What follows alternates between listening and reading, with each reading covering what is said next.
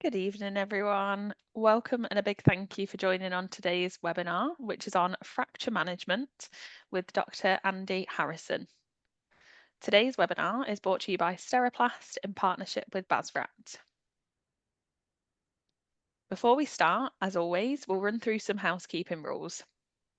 Firstly, please introduce yourselves in the chat box. It's a great way for everyone to be able to see all the different professions that have joined us today and where everybody is based in the world. Today's webinar will last around 40 minutes and then we'll have time for any questions anyone has for Andy. Please pop any questions you have in the Q&A box throughout the presentation and we'll try to get to all of them. If you do see questions that other people have asked and you'd also like answered, you can upvote these by pressing the thumbs up, which lets us know the most popular questions and which ones to get to first if we do have a big influx. And then finally, everyone does get a certificate for today's webinar and the recording of this evening's presentation, and we aim to get these out within 2 weeks. For those of you who are new to these webinars and don't know much about Basrat, I'll just give a brief overview on who we are and what we do. And as always, apologies to those who join these webinars regularly and already know about Basrat. So who are we? We are the professional association and regulator for sports rehabilitators and trainers. We provide regular CPD webinars for our associate members and registrants. So if you are in the healthcare profession and you're interested in being an associate member, please feel free to get in touch. It's £5 a month and the benefits are listed on screen. Thank you all again for joining today. I hope everyone enjoys the webinar and a big thank you to Andy for giving up his time this evening. I'll hand over to Andrew to do a Steriplast introduction. Thanks, Sophie. Hi, everyone. Thanks very much for joining the webinar again. Great to see people from all over the world, another global audience. And thanks very much to Andy for kindly helping out and providing the presentation this evening. It's a topic that we haven't covered before, so it should be interesting to hear around the evidence space and technology Andy's involved with Bioventus. So again, apologies for those who have joined these webinars regularly. I'm Andrew. I lead on our work in sport at Steriplast Healthcare, and Sterisport is our sports division. So essentially, we've been working in sport for over 30 years. We have a range of medical supplies and equipment and consumables. We work all the way from grassroots to elite teams, facilities, stadiums, clinics, a whole range of different environments. So obviously always welcome the opportunity to help out with anyone in the sector. So please do get in touch and let me know if there's anything we can help with. If you could just move on, please. So the injury rehab network, I think we were saying at the last event, we're over 60 events now. So the events have been running since about 2019, started as a local forum for partners where we're based in the Manchester area in the northwest. During lockdown, we were really pleased to be able to continue the events and to work in partnership with Basrat, and we've continued to sort of develop and coordinate an annual program of events, as you can see there. Obviously, extremely grateful to all of the expert guest speakers who kindly share their expertise and their knowledge and insights into the industry. And you can see we've got sort of a really varied range of topics being covered this year. But obviously, the events are only as good as having the network of practitioners that are involved. So without all the rehabbers and other practitioners who get involved, it wouldn't be anything. So thank you for your contributions and getting involved too. Next event is on the 18th of June, so a couple of weeks' time, with Dr. John Horton, who's going to be talking about tendon injuries in the lower limb. So please have a look out for that one if you haven't already signed up. But as I said, thanks for joining, and thanks very much to Andy. Andy is based in York, so the other side of the Pennines to us, and has been a scientist working, I think, with Bioventus for a couple of decades now. So it'd be good to hear his experiences and knowledge and as well as the Exogen machine. I think Andy might touch on it. Bioventus are also involved with products like Duralane. Please do get in touch and see if there's a thing that Bioventus can help after the session tonight. But thank you.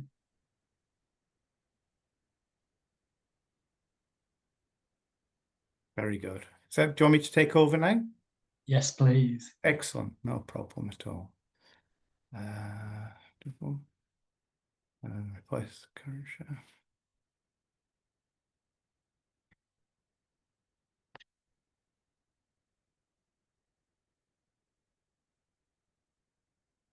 Okay, well, good evening, everyone, and thank you very much for joining. Tonight, we're going to talk about low-intensity pulsed ultrasound that's produced by the Exogen device and how it can help in a number of areas of fracture repair. I always have to get me moving. There we go. So I'm a scientist. I'm an orthopaedic scientist. My PhD is from the University of Manchester on the mesenchymal stem cell, which gives rise to osteoblasts and chondrocytes, fibroblasts, and such like. And then from there, I spent 5 years at the Orthopaedic Hospital in Oswestry, working on various aspects, as you can see here. And then in 95, I joined Smith & Nephew at their Group Research Centre in York, essentially to set up their bone biology labs because they just bought Richard's Orthopaedics. And here are some of the areas that I've worked in while I was doing R&D at Smith & Nephew for 18 years. And you can see there's bone morphogenic proteins there, some implant work, the hyaluronic acids that Smith & Nephew and Bioventus now have. And this is where I actually got involved with Exogen. And I started this route with Exogen over 21 years ago. And so we've been doing lots of work to really understand what it does and how it affects fractures. And hopefully I'll be able to share some of that tonight. And then in 2013, the biologics arm of Smith & Nephew was bought by Bioventus. And actually, Smith & Nephew still own 49% of Bioventus.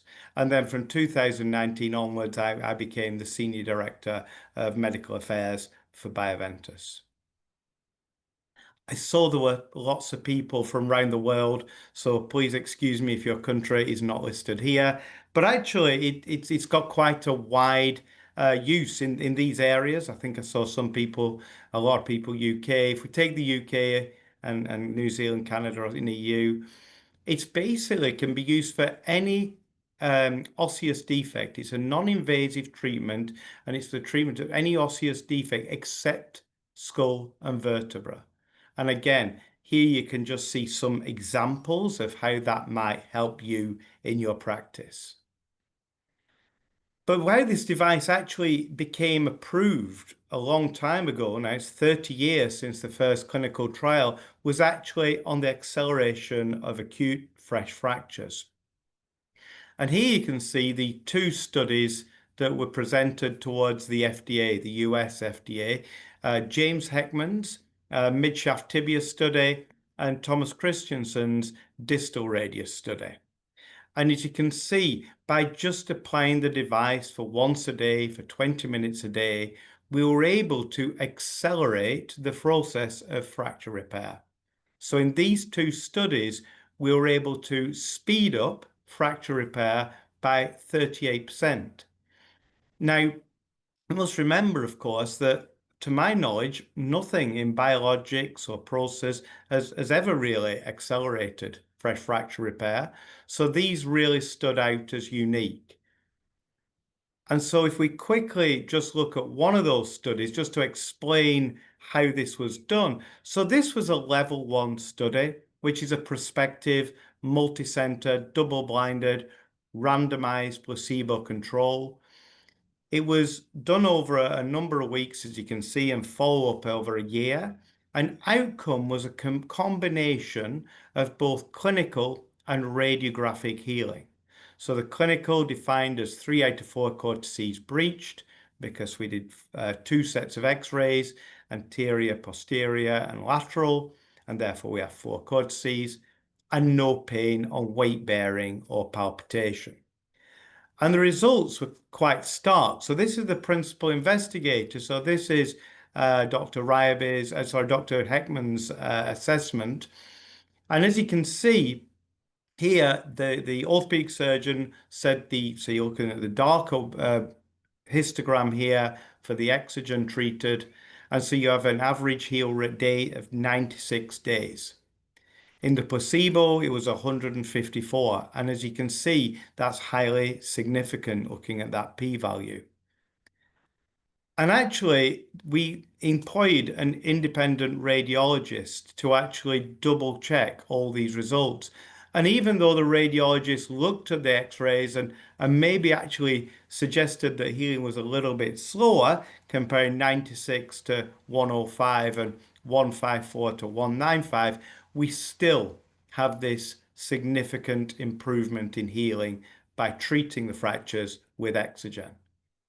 And when you start looking at how that actually adds up with the cumulative heal, as each fracture heals, you can see here in this graph that the Exogen, which is the dots here compared to the placebo that is in the crosses, moves the healing earlier in the face. So it's moving it to the left-hand side. And again, also when you're looking at the x-rays and you're looking at the different codices being breached, obviously looking at 4, you can see quite clearly that the Exogen treated ones are significantly faster than the placebo. So we've got these 2 studies, and again, these were actually reviewed by the FDA. They don't look at the JBJS articles where these were published. The FDA get a chance to go into any of the hospitals that took part of this. They had evaluated all the x-rays themselves. And again, they came out and actually said, you have acceleration of 38%, which again is a really unique thing. However, there are many other studies out there that actually show acceleration of the bone healing process using this device. And again, you can look down there and choose whichever fracture or condition you want to see. I do always highlight that there are some failures. It would be wrong to think in 30 years of clinical study, we had nothing that ever went wrong. And these are the 3 key ones, I think. You've got the Umami study here, done in Professor Larsson's group in Uppsala, where again, no acceleration of healing. However, in this group, as you'll see later, they were restricted to a certain number of treatments, in fact, around about 70. And as we can see now, it's more likely to be around about the 90-day treatment time point that's really showing that difference compared to the placebo. The Luber study here, on the second one down, this is in clavicle fractures. And again, these were all comers and they look quite, not just simple fractures, but comminuted fractures. Everything was lumped together. I think the key thing here, though, is that this study didn't use radiographs. So there were no x-rays here looking at the fracture progression. And instead, it was patient-reported outcome measures, which are valid, but you need to be sure that the right PROM is being used in the right case. For instance, one of the outcome measures here was return to daily activities such as hoovering. Now, if you're hoovering with your right hand and you fractured your right clavicle, that's going to be really painful. If you fractured your left, it's going to be less so. So I think there are things to watch out for in some of these studies. The Busa study here at the end, again, 501 patients. And you'd say, well, if it actually works, surely you'd see it in 501 patients. But actually in this study, when we got the devices back after the clinical trial, we found it had only been used on average around 42% of the time. It's actually one of the things that was a good thing coming from this study because we redesigned the whole device. The new device has a calendar feature, so both the clinician and the patient can see how many times they've used it, and it has patient enhancement software to keep them working on there. In fact, one of my colleagues actually published data on 13,000 clinical data sets and showed that in the old device, the rate of use was just dropped over time, where the one with the calendar feature remained around about 80% throughout the treatment phase. So we are constantly making improvements to the device. I appreciate this audience is probably not interested too much in non-unions, but this is actually where the NHS uses most of its devices. And actually, we did 3 clinical studies in order to get 378 non-unions, so these are not going to heal by definition. Their mean months since the fracture was 21 months. The FDA and NICE would say 9 months to be a non-union. So these were very challenging fractures. It hadn't been the first time that they'd been surgically treated. So 2.4 on average failed surgical procedures before the Exogen device was used. And it was all types of non-union. It was atrophic, oligotrophic, hypertrophic, and all types of fracture stabilization. And the only change in treatment that these fractures got was once a day for 20 minutes. And out of that, of these 378 non-unions, we had an 86% heal rate. More importantly, is no safety issues were raised with the FDA. And in fact, when we went to NICE, NICE evaluated the safety of this device, and they published this in a paper and showed that out of 55,000 patients who had used Exogen, 1 patient had a sensation of their pacemaker, which may or may not be related, and 3 patients out of 55,000 had sensitivity to the gel, and that's all there was. So it's a very effective but very safe device. As I say, we are approved by NICE here in the UK. So this is a NHS document, nothing to do with Bioventus.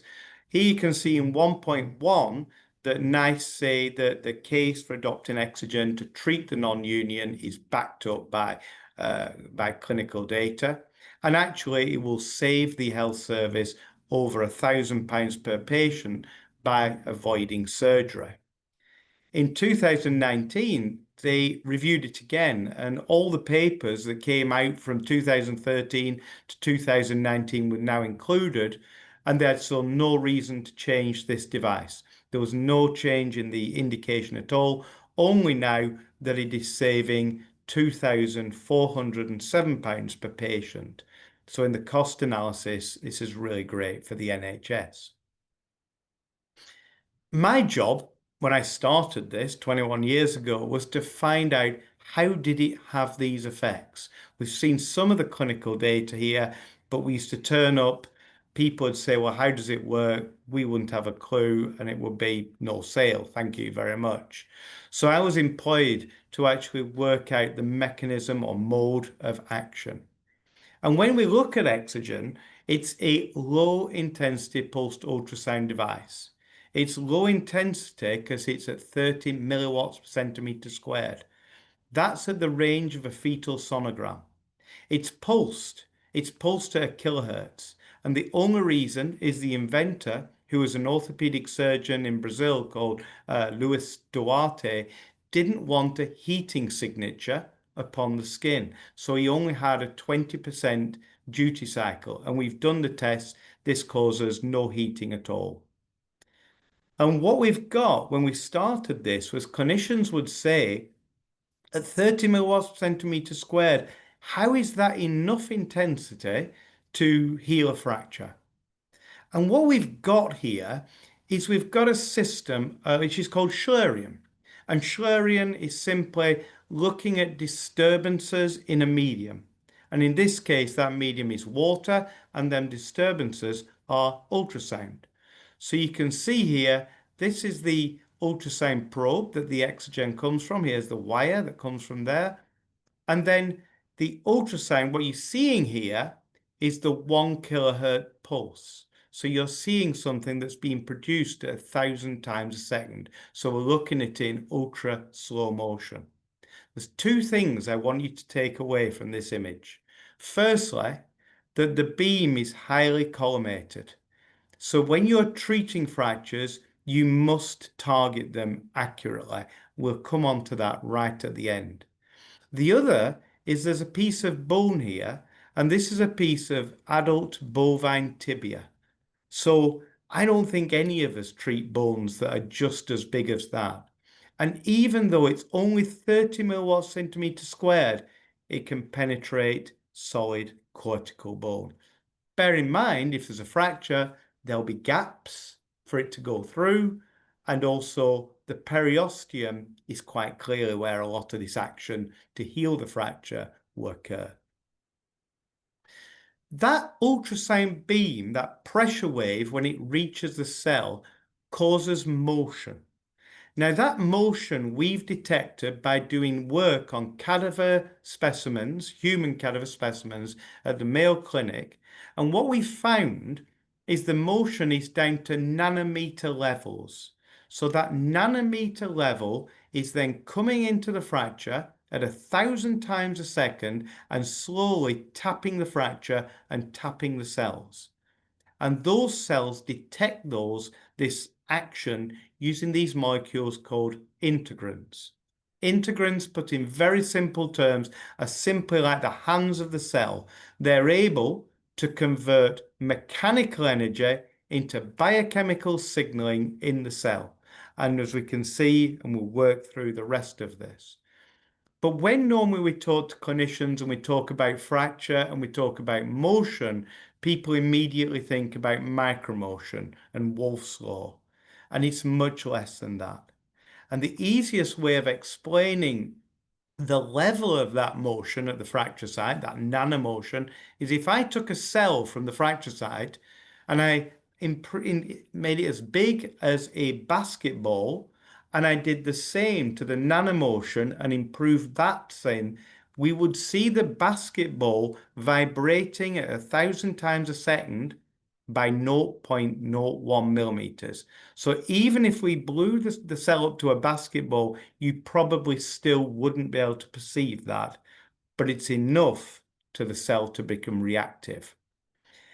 And what we can see here is the ultrasound wave is coming in. It causes the integrins on the surface of the cell to cluster. When they've clustered, ancillary proteins inside the cell rush up and form what's known as a focal adhesion. For 1 minute, if I can just get you to look at the paxillin molecules here, how they've conglomerated here, and you can see this in this image of this cell. This is work that we did at the University of Ulm in Germany. The control cell here here's the nucleus, and you can see the diffuse staining of the paxillin around the cytoplasm. But when you hit it with Exogen, all them molecules of paxillin rush up to them integrin molecules to form these focal adhesions. Now, I appreciate this doesn't look fantastic, but actually we've had this verified by the world recognized experts in integrin signaling. One, they verified this is exactly how it did. Two, they actually were able to replicate all these experiments in their laboratories. And three, this is actually the key thing in order for Exogen to get the healing process. We can go into the deep dark science. There is a lot of dark science, but again, today I'm going to keep it very much top level. The key thing with all these signaling pathways that go through the cell is what is the target of this signaling? So the cell has got to make something in order to heal the fracture, whether it's in a non-union or whether accelerating fracture repair. And we believe that's cyclooxygenase 2. So this is COX-2. And that is the enzyme that is the rate-limiting enzyme in the production of prostaglandin E2. And again, this is some data from Dr. Tang in Taiwan. And I should say that I go and check all this data. I go and sit in the lab, I check the spreadsheet. So this guy is in Taichung in Taiwan, and we go to see him do that. You can see the mRNA levels go up after one 20-minute dose of Exogen, and that's linked to the protein levels going up. But if it is linked to the production of prostaglandin E2, we should look at that. And we find the same thing. So one 20-minute dose of Exogen causes the cells to respond over a 24-hour period. So that's why once a day is enough. Now, as I say, this is Dr. Tang's work. I could have taken Dr. Ray's work from Australia or Dr. Naruse's work from Japan. All independently came up with these kind of concepts. In fact, Dr. Naruse in Japan shows at 30 hours, it's going down again. And that's why we suggest using the same time every day and maintaining that compliant level of use. So let's just run through what we've talked about there. We've got a cell here. This orange blob is the integrin. And what we're going to do, we're going to hit it with the Exogen ultrasound. And that ultrasound is going to cause those integrin molecules to cluster on the surface of the cell. Various pathways are initiated inside the cell, and the result of that is the production of COX-2. Now, the COX-2 can't leave the cell, but it can manufacture the PGE2 that can leave the cell and influence other cells in the environment, causing them to react and them to actually produce key factors such as bone morphogenic protein. Now, we can test this because we can actually make a COX-2 knockout animal.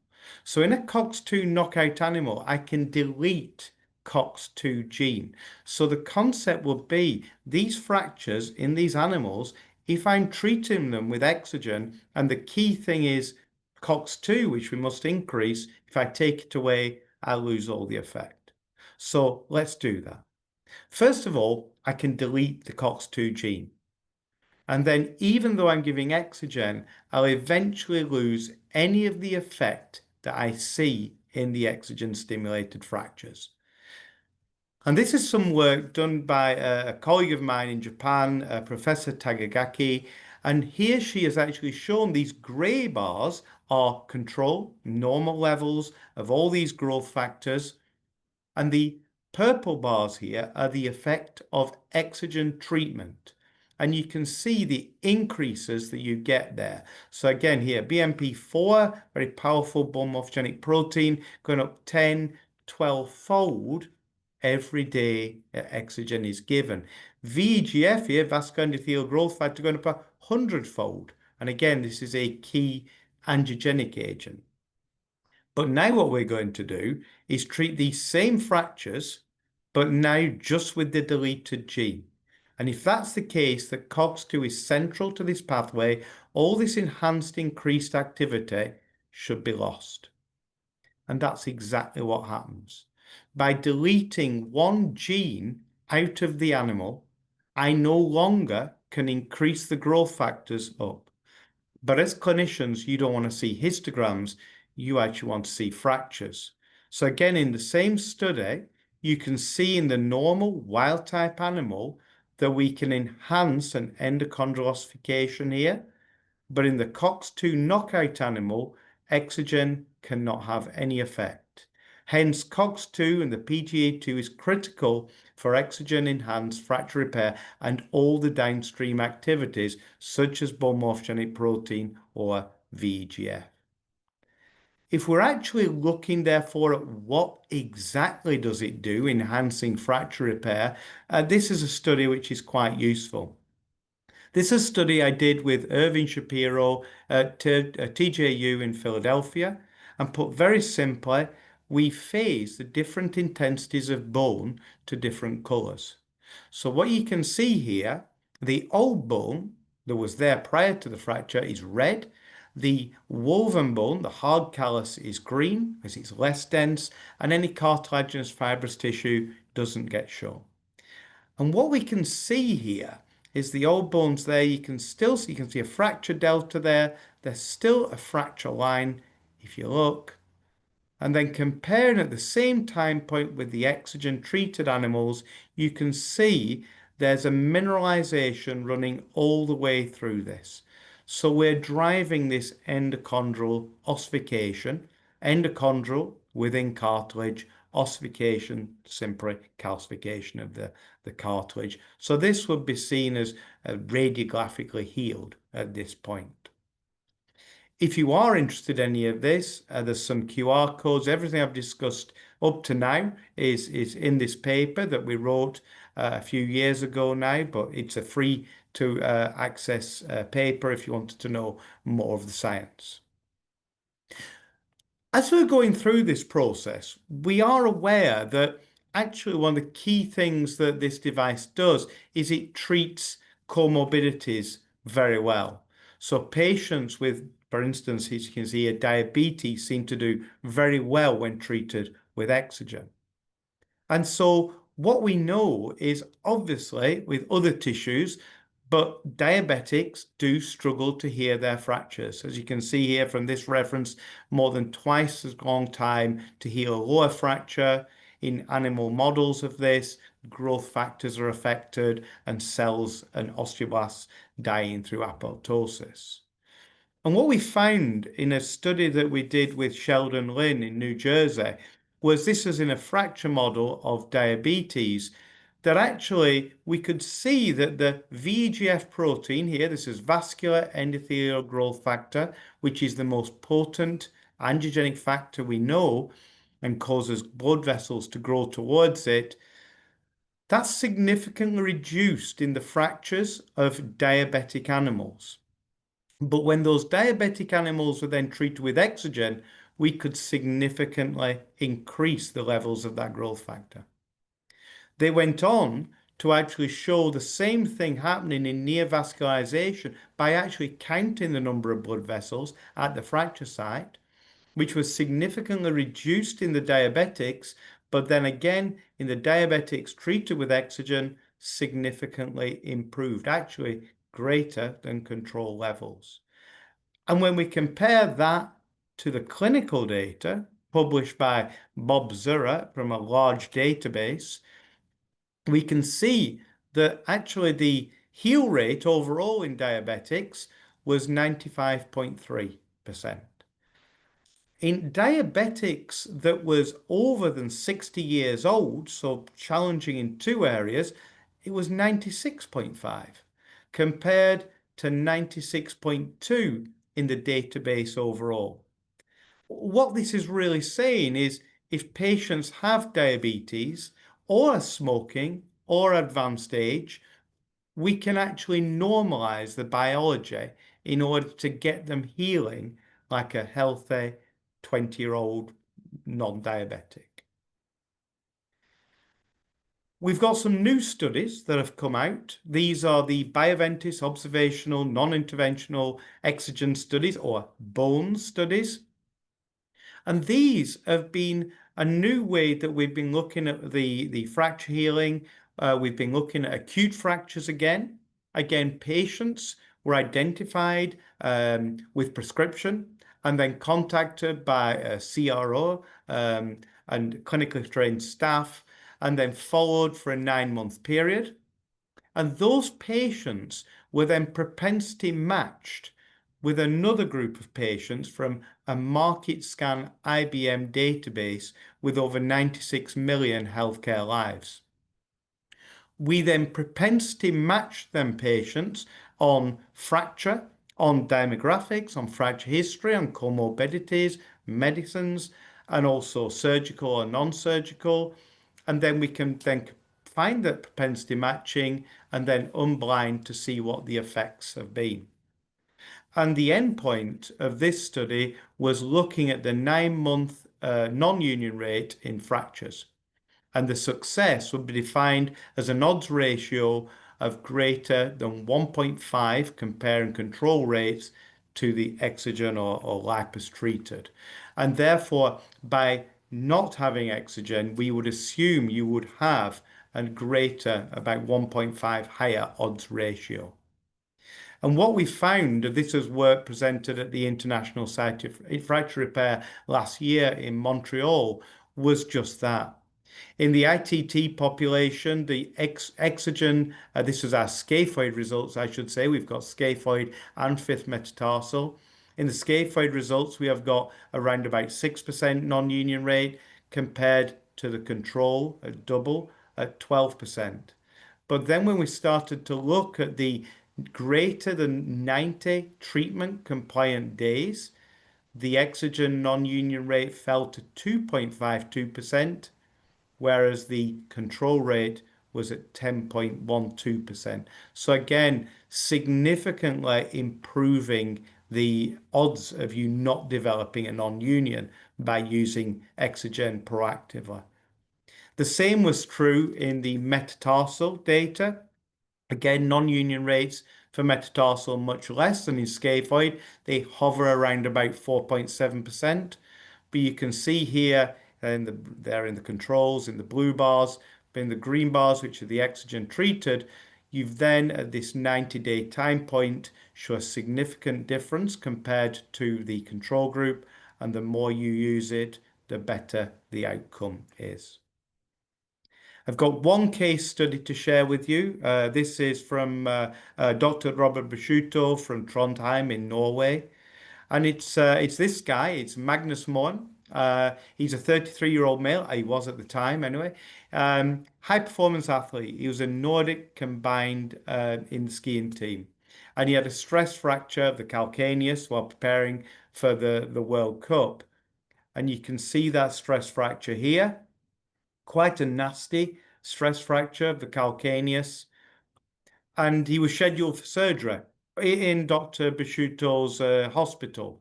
But as he put out that if he had surgery, he would no longer be able to take part in the World Cup. His recovery would not be acceptable. So therefore, Dr. Basciuto suggested that he should use Exogen instead of going for the operation. And the patient, Magnus, started the treatment without interruption in his training. As you can see here, this is like an enormous treadmill that he can practice his cross-country skiing while still maintaining that Exogen treatment.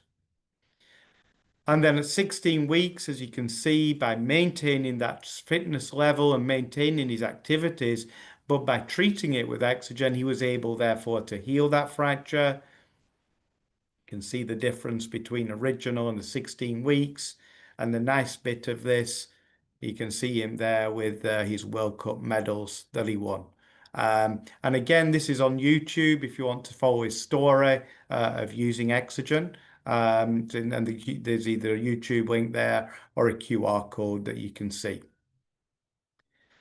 Just want to come to the end on really how to get the best out of Exogen, because we're aware that through obviously 30 years of clinical trials and understanding our failures, this is a paper that we did back in 2022, where we went back and looked at all that clinical data and tried to work out what constituted fractures that didn't really respond to the ultrasound. And it seems to be that these four key terms are really needed to be required. The fracture must be stable under clinical examination, and we mean under palpitation. It's not a hypertrophic non-union or something like that. It's a very much you can palpate and move the ends of the bone. The fracture in long bones, not in scaphoid or in fifth metatarsal, in actually long bones, needs to be equal to or less than a centimetre. Good orthopaedic practice still needs to be followed here. So we need to get good reduction and good stabilization. Obviously, in a scaphoid or a fifth metatarsal fracture, you're highly unlikely to miss that fracture. But if you remember that Schleurian image I showed you earlier, something maybe like a femur or a humerus might be more difficult to hit. And what we suggest in these cases, in the best case, as you can see here from Dr. Watanabe, he did these studies. He used visualization ultrasound to find the fracture in these cases, and showed a significant improvement in fracture healing by doing that and applying Exogen in fractures of the femur and the humerus. The last thing here is as well, sorry, I should also say, if you've not using a visualization ultrasound, you can sellotape like something that's radiopaque. A lot of people use paper clips in order to really locate that fracture, and then you can adapt your treatment pathway. And then finally, it needs to be used compliantly. This is for non-unions here at 4-month treatment. What we actually say is at a 4-month, 120-day time point, if you see any improvement whatsoever in the fracture repair, you will have a 92% chance that that fracture will heal. If after 4 months you see no improvement whatsoever, 100% of those fractures fail. And that's when, if you actually buy this device, you have a money-back guarantee. So as long as the patient uses it 90% of the time and uses it for 4 months, Bioventus will refund the money on those 250 device. And then really finally, this is the last slide. But there's many people say, but you can't see it working. How do you know it was the Exogen doing that? How do you know you're stimulating biology? And this is some work that we did with Professor Ballastrom at Manchester University. And I'll run the slide because what it is, it's a live cell. And every second here is a minute. So we're looking at it speeded up. And what you can see is when we turn the ultrasound on, you start to get flashes going off in the cytoplasm. We'll run it again and then you can see there's an odd flash here when it's not being given, but you can see it's feeling its environment. And then you turn the Exogen on, the low intensity pulsed ultrasound, and then you can immediately see these flashes going off inside the cytoplasm. And these are actually key things for the very deep dark mechanism on how the very much we've got the 10,000 foot that went right down to the minutiae. But I shall leave it there. Everything you can see here is published. You can definitely download these images from the internet. But I will thank you for your time and gladly take any questions.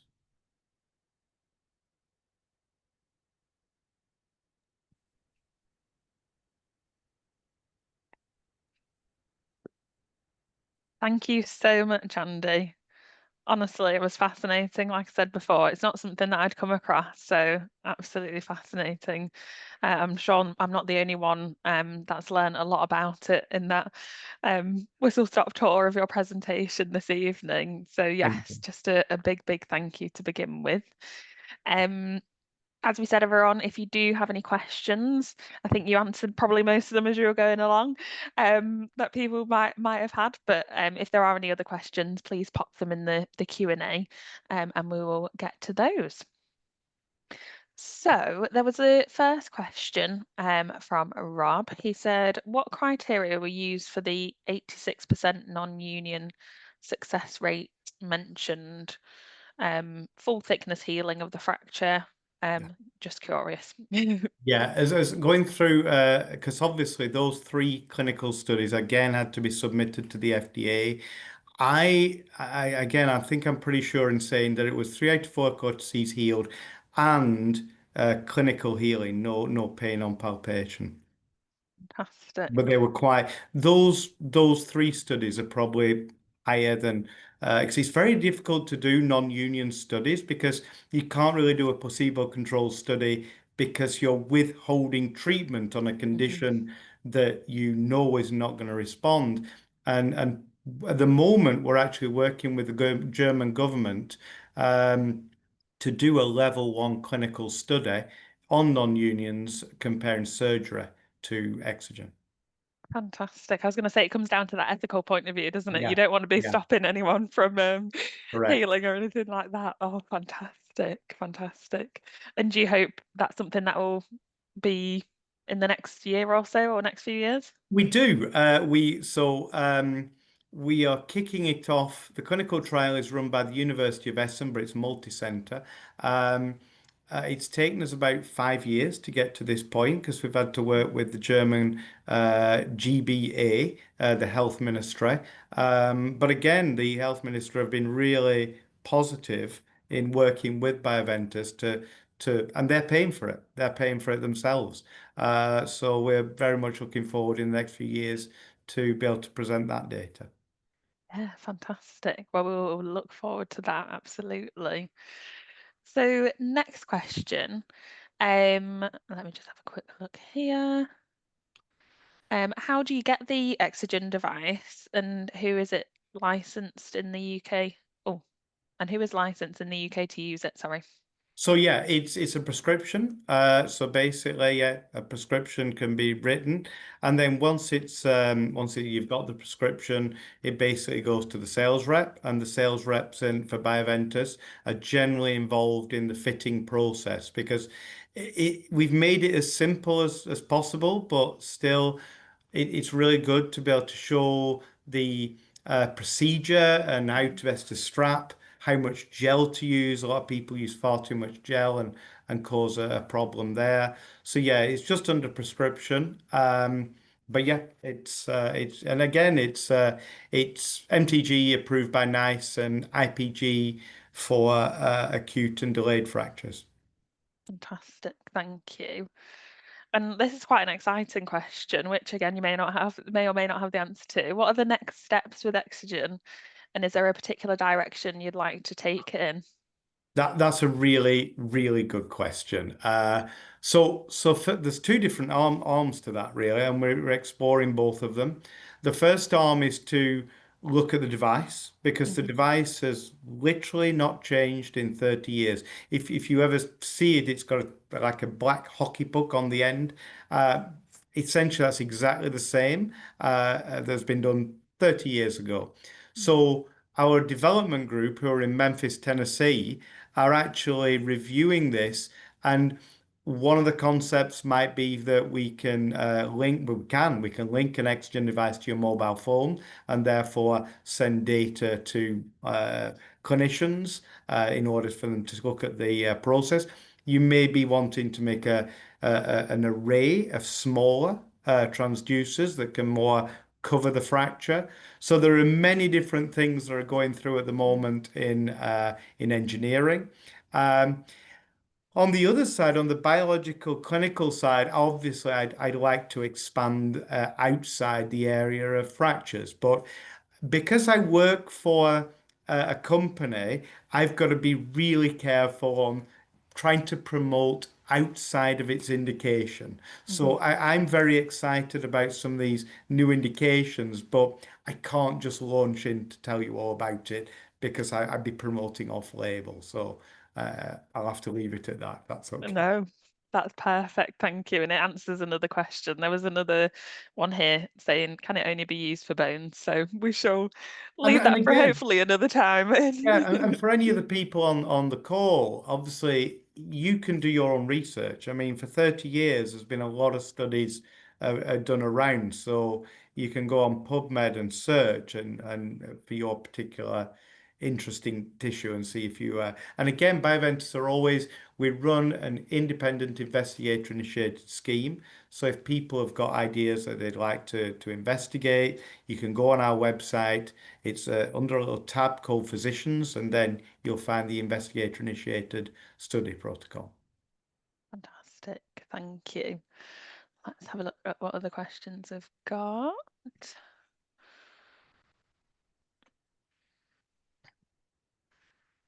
Quite a specific question here. Are there any studies using Exogen in the healing of femoral neck fractures, and does the location present a difficulty on transducer placement? Yes, there are. I think there are cases. We haven't got an actual clinical study where that would be a group, Mhm. um, but you're exactly right. That is a challenge, and anywhere where you've got that kind of area, again. I definitely think about some kind of visualization to make sure that you get it right on the spot. Because obviously the other thing as well is obviously that the ultrasound is a vector. It has direction, so it needs to be right on that fracture side. And when actually the group, as I said, in Japan, Professor Watanabe did their study, I think they increased it by over 15% heal rate. They had X-rays and they did X-rays and visualization ultrasound. The Wow. ones who got the extra targeting had a significant higher heal rate. So I think that's the other thing as well to tell your patients if they are using it is always mark it after the shower because it does rub off, and maybe even take a picture with your camera, your phone, if you've got a freckle or something. We've had instances where patients have used it for like 6 months, so no union whatsoever, and then they've gone back, been reassessed, and they've been 5 centimeters away from the fracture side, just in Gosh. drift. Um, and actually, that patient in particular she'd used it for 6 months with no effect whatsoever. She used it for 2 months in the right place and healed. And that was another of Wow. Dr. Prosciutto's patients. Yeah.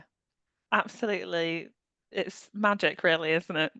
It is. What it It can is. do. It's very much the science of how it all comes around. And yeah, if you want, if people are interested in going into it, just go into PubMed, look for my name, and you'll see some of the more the depth of the science. Because the other things that we've also found that it works really well in is infected non-unions. So even if the fracture is infected, you'll still get an 82% heal rate in that, and it is covered as an indication within UK and just been accepted, I think, 2 years ago by the FDA in America.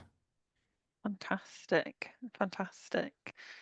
Wonderful. So, in terms of professionals that can use this device, obviously, from what you're saying, it's something that you would give to the patient. You'd go through almost like the method with them, how to use it. Yeah. Um, who, in terms of the professionals that might give that as a prescription, could it be used in NHS private practice? Yeah, yeah, anyone who can prescribe. So, like for instance, my wife is a physio. She's run a prescribing course. If that's what it just literally needs to be a prescription Prescription. device because it's a class. It's under a class 3, even though it's as safe as a fetal sonogram. Hmm. Um, when you mention the word ultrasound, regulatory bodies can get a bit tetchy about it. So that's why it's under a prescription. Sure, fantastic.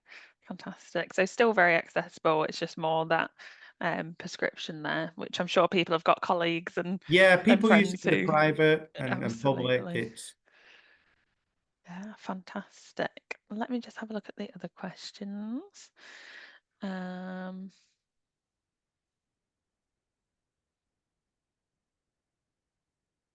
you've answered some of these as we've been going through.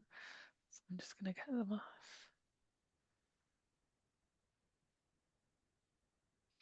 I think you might have mentioned this at the beginning, so apologies if you did. Someone's asked, would it work on pars fractures, or would this be something that you wouldn't be able to use on? So that would be considered a vertebra. So Okay. that's kind of it's very interesting. And again, so the easy way of answering these questions is if anyone on the call does want an answer to any of these questions and it is off label, they can contact me. And because I'm not in sales, I can talk to them on a one-to-one basis because I'm not promoting. Mm-hmm. So we can have them conversations if people, my email is andrew.harrison@bioventus.com. So by all means, if you have got questions, we can, and again, be open and honest, there aren't many level 1 studies in areas outside of bone. So that would be where we've got to acknowledge that. Yeah, absolutely, absolutely. Again, we've answered one of those. And then a final one that we'll do before we finish off. Anna's asked, you mentioned that 3 patients had an allergy to the gel, which is Yeah. fascinating, really, in the number Yeah. of, patients that were used. She's asking about the gel. Is it necessary to use a particular gel, or can this be adapted if patients do or people do have allergies? It's a very good question. Firstly, any ultrasound gel will do. Secondly, if your patient has a reaction to the ultrasound, is sensitive to the ultrasound, you can swap it for mineral oil. Mineral oil Okay, works wow. just as well. However, Vaseline has too much air mixed in the gel, and therefore Vaseline won't allow the signal to go through. So mineral oil is okay. Vaseline just stops it dead in its tracks. So yeah. Yeah. Wow. Fantastic. Thank you. Because I suppose that's a natural thing that people must think, oh, I use The Vaseline. It's gel. not got Yeah. much in it. Yeah. It's just a simple gel. But we just anyone who runs out of gel, we just mail them a new bottle. Fantastic, fantastic. Well, thank you again, and thank you for answering all those questions. I'm Thank you. sure people will be in touch with more specific questions via email, like you say. So like I say, with just a few comments here, very interesting, amazing session. And lots of thank yous for your time this evening. Oh, Obviously, thank thank you. you to everyone else that joined as well. Great. Thank you. No, my pleasure. Brilliant. Great then. Thanks very much. And yeah, been very enjoyable. So thanks very much. Wonderful. We'll just finish off with Andrew. Yeah, no, thanks, Andy. Thanks, Sophie, as always, for the questions and for expert hosting. Really good to see lots of questions from those that have joined this evening as well.